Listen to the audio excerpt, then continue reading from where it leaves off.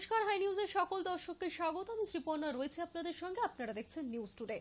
জওহরলাল নেহেরু ছবিতে প্রণাম করে শপথ গ্রহণ করেছেন নরেন্দ্র মোদী।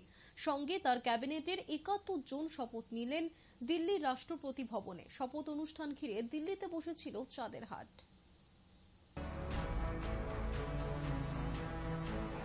দিল্লির কুর্সিতে ফের বসলেন নরেন্দ্র দামোদর দাস মোদী। পরপর ৩ বার, বাকি দুবারের মতো নিরঙ্কুশ সংখ্যাগরিষ্ঠতা না হলেও শরীর দলের উপর সরকার গঠন করলেন।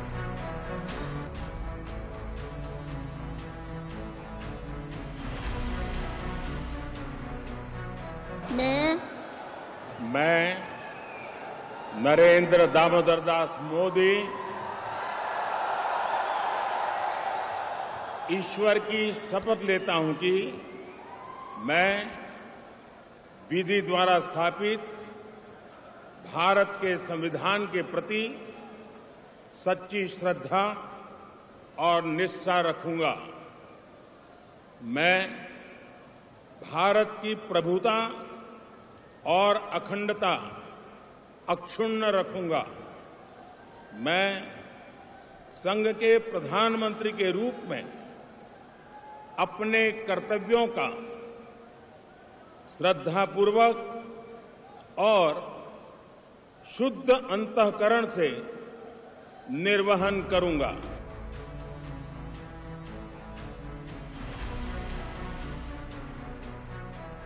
রাষ্ট্রপতি ভবনে নরেন্দ্র মোদী সহ ৭২ জন মন্ত্রী শপথ নিলেন। এর মধ্যে পূর্ণমন্ত্রী রয়েছেন ২৩ জন, স্বাধীন দায়িত্বপ্রাপ্ত প্রতিমন্ত্রী ৫ জন এবং প্রতিমন্ত্রী ৩৬ জন। অনুষ্ঠানে উপস্থিত হয়েছিলেন দেশের আমন্ত্রিত অতিথিরা।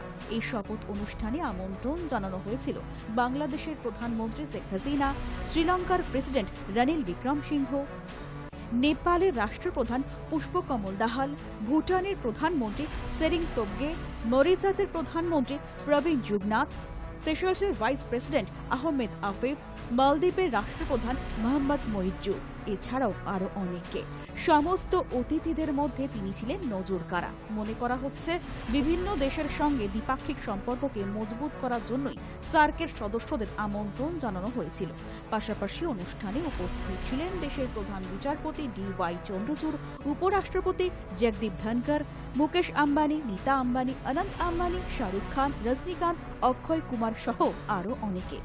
এমনকি এই অনুষ্ঠানে দেখা গিয়েছিল ইন্ডিয়া ব্লকের মল্লিকার্জুন খার্গেকে। আনুমানিক ৮০০ জন অতিথি উপস্থিত ছিলেন বলে সূত্রের খবর। এইসব অতিথিদের আপ্যায়নে ছিল এলাহি আয়োজন।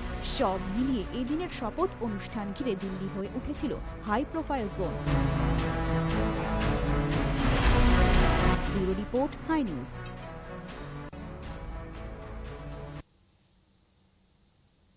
সোমবার মন্ত্রিসভার প্রথম বৈঠকে থাকছেন প্রধানমন্ত্রী। ৭২ জন সদস্যকে নিয়ে সোমবার বিকেলে মন্ত্রিসভার প্রথম বৈঠক রয়েছে প্রধানমন্ত্রী নরেন্দ্র মোদীর। বিজেপি সূত্রে খবর, সোমবার বিকেল ৫টার মধ্যে নতুন মন্ত্রিসভার সকল সদস্যকে বৈঠকে হাজির হতে বলা হয়েছে। আর এই বৈঠকে হবে দিল্লির লোককল্যাণ মার্গে মোদীর বাসভবনে। সোমবার মন্ত্রিসভার বৈঠকে থাকছেন প্রধানমন্ত্রী।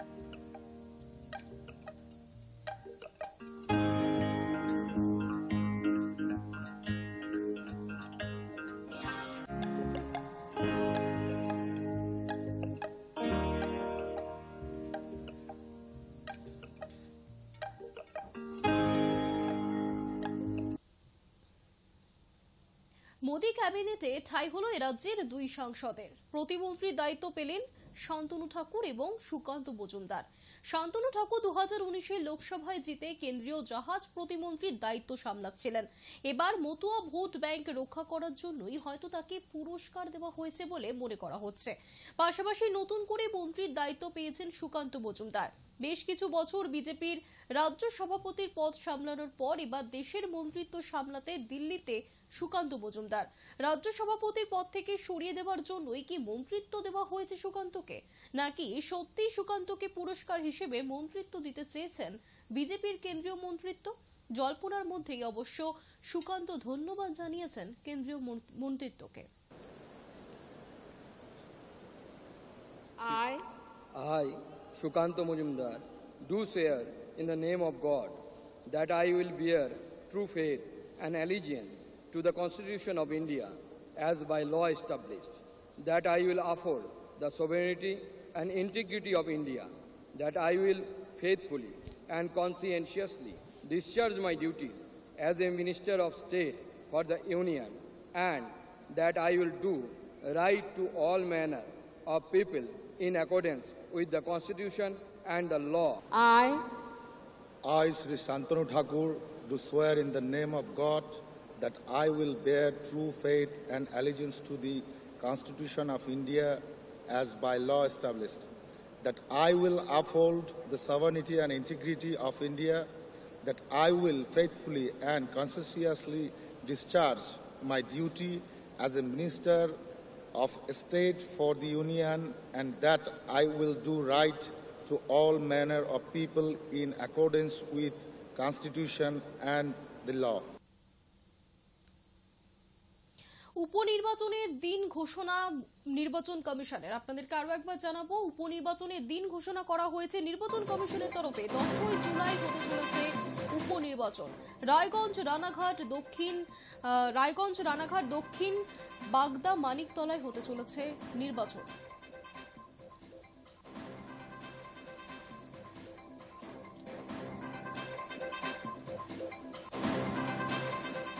বিস্তারিত জানবো, আমার সঙ্গে রয়েছেন আমার সহকর্মী শুভাঞ্জন।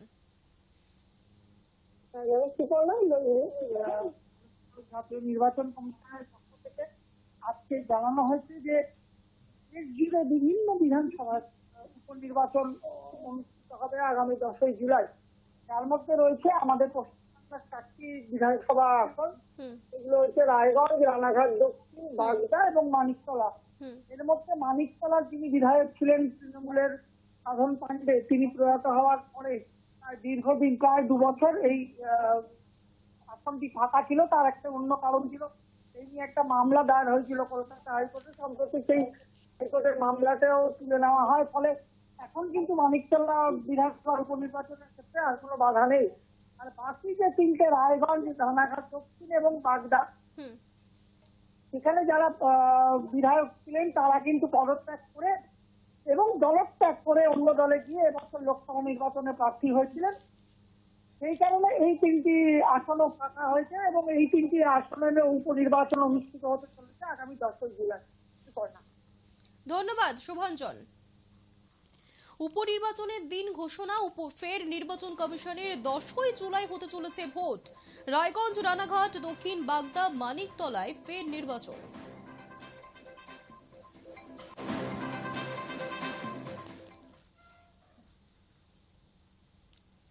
কসবায় তৃণমূলের গোষ্ঠী কোন্দল। ইন্দু পার্ক এলাকায় তৃণমূল কাউন্সিলর লিপিকা মান্না এবং কাউন্সিলর সুশান্ত ঘোষের অনুগামীদের মধ্যে সংঘর্ষ, চলল ভাঙচুর, বোমাবাজি, গুলি। রবিবার রাতে তৃণমূলের 2 কাউন্সিলরের গোষ্ঠী কোন্দলে উত্তপ্ত হয়ে উঠেছে কসবা। ভোট মিটতেই কসবায় চরমে উঠল তৃণমূলের অন্দরের গোষ্ঠী কোন্দল।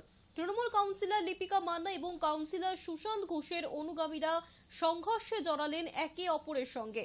রাতের অন্ধকারে চলল বাইক ভাঙচুর, গুলি, বোমাবাজি। ঘটনায় 5 জন তৃণমূল কর্মীকে গ্রেফতার করেছে কসবা থানার পুলিশ। কাউন্সিলর সুশান্ত ঘোষ এবং লিপিকা মান্নার কোনো প্রতিক্রিয়া পাওয়া যায়নি এই ঘটনায়।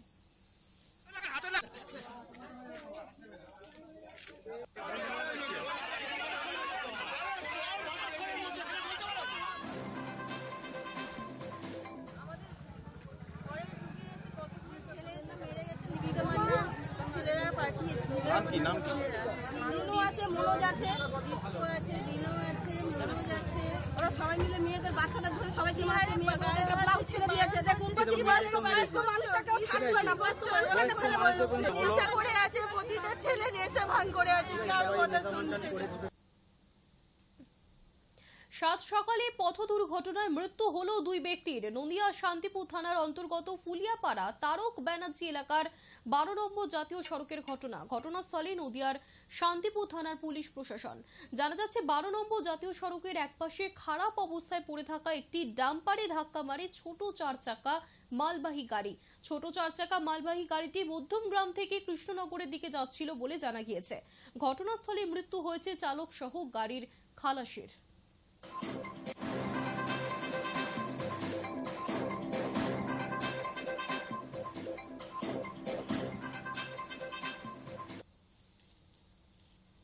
আগ্নেয়াস্ত্র নিয়ে হানা দুষ্কৃতীর। 5 লক্ষ টাকা দাবির পর টাকা না পেয়ে 3টি সোনার আংটি নিয়ে চম্পট।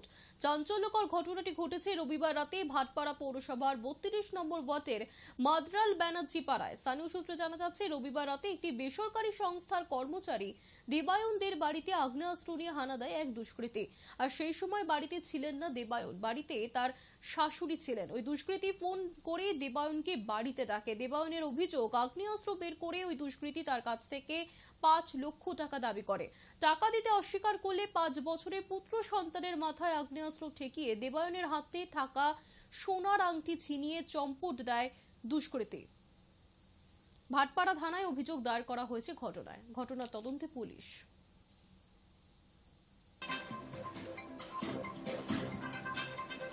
ঘটনা হচ্ছে আমার একজন চেনা পরিচিত, সেই ব্যক্তিটি আমার একজন ফ্রেন্ডের থ্রুয়ে পরিচয় আর কি।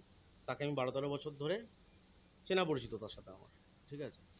তা এখন ঘটনাটা হয়েছে হচ্ছে যে সে আমার বাড়িতে আসে, আমি তখন বাড়িতে ছিলাম না। আমার মা তাকে বসতে দেয় এবং সে আমাকে ফোন করে যে সে আমার বাড়িতে ওয়েট করছে, তার কিছু একটা দরকার আছে। তো আমি যখন বাড়িতে আসি, সে কাইন্ড অফ ফোর্সফুলি এবং ফায়ার আর্মস বার করে আমার কাছে 5 লাখ টাকা ডিমান্ড করে। এবং 5 লাখ টাকা ডিমান্ড করার পর যখন আমি তাকে প্রশ্ন করি যে এটা কেন করছিস বা এটা কি দরকার আছে না আছে, তো তখন সে আমার বাচ্চার দিকে গান পয়েন্ট করে এবং আমি ওই সময় একটু নার্ভাসই হয়ে যাই। যার ফলে আমি ওকে বলি যে ঠিক আছে তাহলে বসে কথা বলা যায়, কিন্তু এটা ফায়ার আর্মসের কোনো প্রয়োজন নেই আমার মনে হয়, কারণ তোকে আমি অলরেডি চিনি, ঠিক আছে। তো তাতে অ্যাডামেন্ট একটা অ্যাটিটিউড নেয় এবং কাইন্ড অফ আমার মাকে অন্য ঘরে লক করে দেওয়ার চেষ্টা করে। তো যেটার ফলে হচ্ছে আমি একটু নার্ভাস হয়ে পড়ি এবং ওই সময় ও আমার হাতের দিকে ওর একটু নজর যায় এবং আমার হাতে অ্যাকচুয়ালি 3টে সোনার আংটি আমি পরে থাকি। তো সেটিও নিয়ে আস্তে ধীরে লিভ করতে শুরু করে এবং তারপরে যখন ও বেরিয়ে যায় তখন আমি থানায় জিনিসটা অ্যাকচুয়ালি এসছিল 2 জন, বাট একজন দাঁড়িয়ে ছিল মেন রাস্তায়। আর যেই ছেলেটির কথা আমি বলছি সেই ছেলেটির নাম দেবাশিস মুখার্জি, ওরফে ছোটকা নামেও আমরা চিনি, নৈহাটির বাসিন্দা। সেই ব্যক্তিটি ঢুকেছিল বাড়িতে, আর আরেকজন যে ব্যক্তি ছিল সে বাইক নিয়ে ওই মেন রোডে ওয়েট করছিল। পাকিস্তানকে আরো একবার বিশ্বকাপে হারালো ভারত। 6 রানে পাকিস্তানকে হারিয়ে কোয়ার্টার ফাইনালের পথে এক পা এগিয়ে গেলেন রোহিতেরা। রবিবার ছিল ইন্ডিয়া পাকিস্তানের ক্রিকেট ম্যাচ। পাকিস্তানকে আরো একবার বিশ্বকাপে হারালো ভারত। নিউ ইয়র্কে প্রথম ব্যাট করতে নেমে চাপে পড়ে যান রোহিত শর্মারা। পাকিস্তানের পেসারদের দাপটে 19 ওভারে 119 রানে শেষ হয়ে যায় ভারতের ইনিংস। একটা সময় দেখে মনে হয়েছিল ভারত হয়তো আর জিতে উঠতে পারবে না, কিন্তু বোলাররা জিতিয়ে দিল দলকে। 6 রানে পাকিস্তানকে হারিয়ে কোয়ার্টার ফাইনালের পথে এক পা এগিয়ে গেলেন রোহিত শর্মারা। পরপর 2 ম্যাচে হার বাবরদের।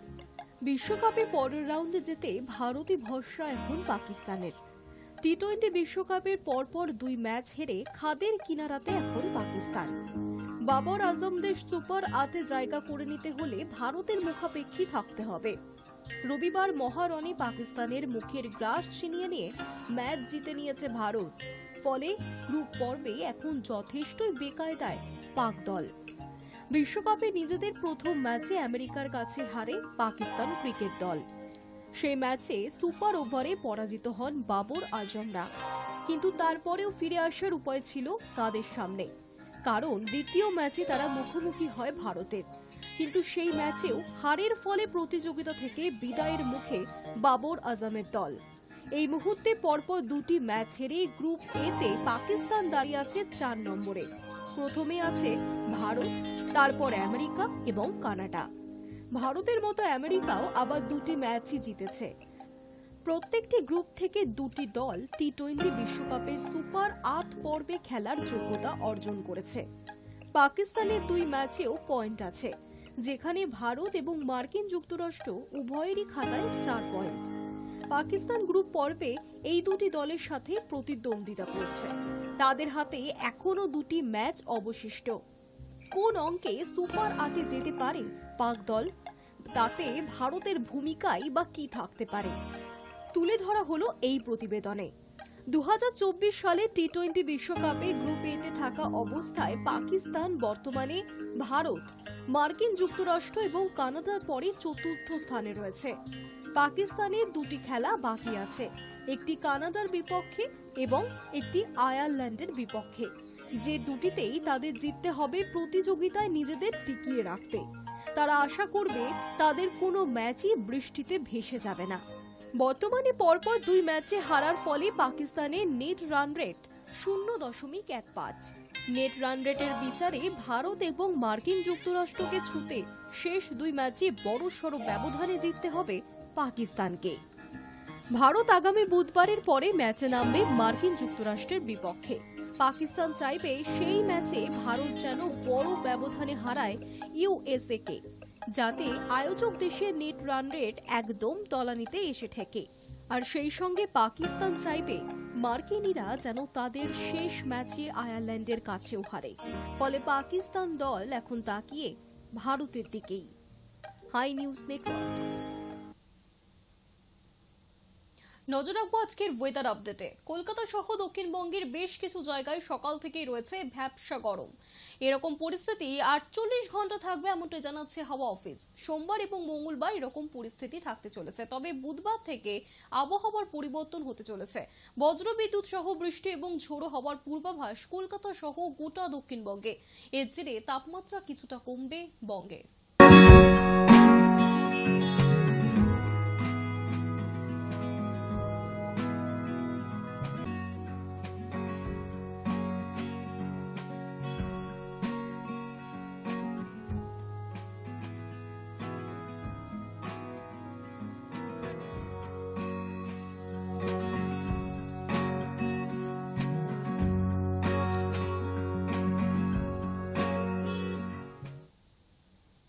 নিউজ টুডে এখনকার মতো এই পর্যন্তই। দেখতে থাকুন হাই নিউজ, নির্ভীক।